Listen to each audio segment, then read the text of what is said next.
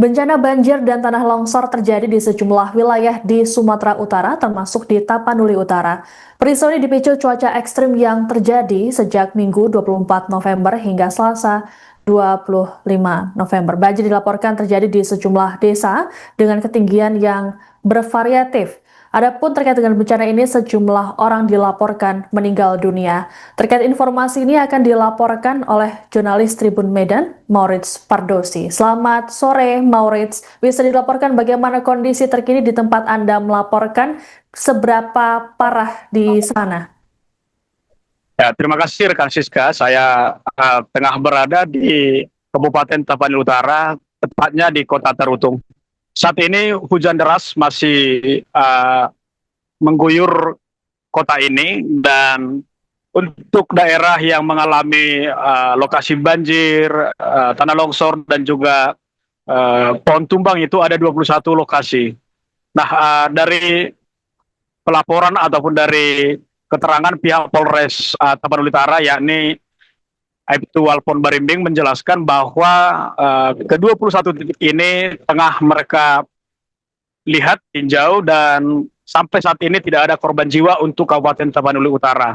Namun cuaca ekstrim yang terjadi sejak hari Minggu tanggal 24 hingga hari ini Selasa tanggal 26 itu mengakibatkan sejumlah kabupaten di kawasan pantai barat ini mengalami banjir dan longsor. Yang paling parah itu adalah Kabupaten Tapanuli Tengah dan juga Tapanuli Selatan.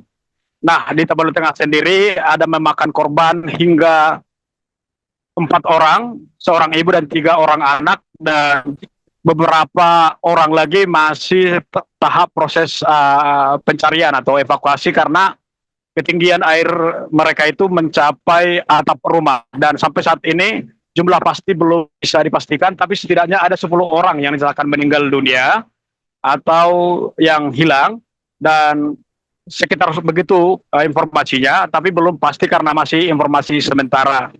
Begitu rekan Siska. Baik, rekan Maurits, terkait dengan bencana banjir dan juga tanah longsor, khususnya di Tapanuli Utara, apakah ada dampak-dampak yang ditimbulkan? Adakah akses yang terputus sehingga menyulitkan pihak berwenang untuk menyalurkan bantuan begitu ke warga yang terdampak? Ya, terima kasih rekan Siska. Tapanuli Utara merupakan sentral arus lalu lintas menuju Sibolga atau Kabupaten Tapanuli Tengah atau Tapanuli Selatan juga, dari Kabupaten Medan atau Kabupaten Toba atau dari arah Medan begitu. Jadi Tapanuli Utara merupakan sentralnya perjalanan pantai barat. Oleh karena itu daerah Adian Koting yang merupakan satu kecamatan bagian dari Kabupaten Tapanuli Utara juga mengalami berbagai bencana di sana. Yang paling fatal itu ada di Adian Koting, itu hampir 10 titik yang mengakibatkan akses antara Kabupaten Toba dan Kabupaten Tapanuli Tengah itu mengalami total. Jadi sampai sekarang kita belum bisa mengakses atau menuju kota Sibolga melalui Kabupaten Tapanuli Utara karena daerah Adian Koting itu masih mengalami longsor begitu. Rekan Siska. Baik, rekan Maurits, terkait dengan bencana ini, di mana sajakah titik-titik pengungsian yang ada di Tapanuli Utara dan juga bagaimana kondisi para pengungsi di sana? Nah, sampai saat ini yang bisa kita dapatkan informasi, mereka masih berada di daerah di lokasi yang sama, tidak ada tempat khusus pengungsian, dan mereka biasanya berkumpul karena mayoritas yang ada di sini adalah tanah longsor ya. Kalau banjir yang seperti daerah Aikpuli itu aliran sungai, mereka biasanya tetap juga berkumpul bersama dengan keluarga. Jadi kalaupun ada tempat pengungsian, itu yang lebih bisa kita lihat pengaruhnya besar itu di daerah, malah di daerah Tapeng, di kota Sibolga, Sibolga Julu, Sarudik, dan juga Sibuluan, begitu rekan Siska. Baik, terkait dengan bencana tanah longsor yang ada di Tapanuli Utara ini, apakah sudah ada bantuan yang sudah disalurkan pada warga yang terdampak, ataupun adakah dari pihak pemerintah yang sudah datang ke Tapanuli Utara untuk menangani bencana tersebut?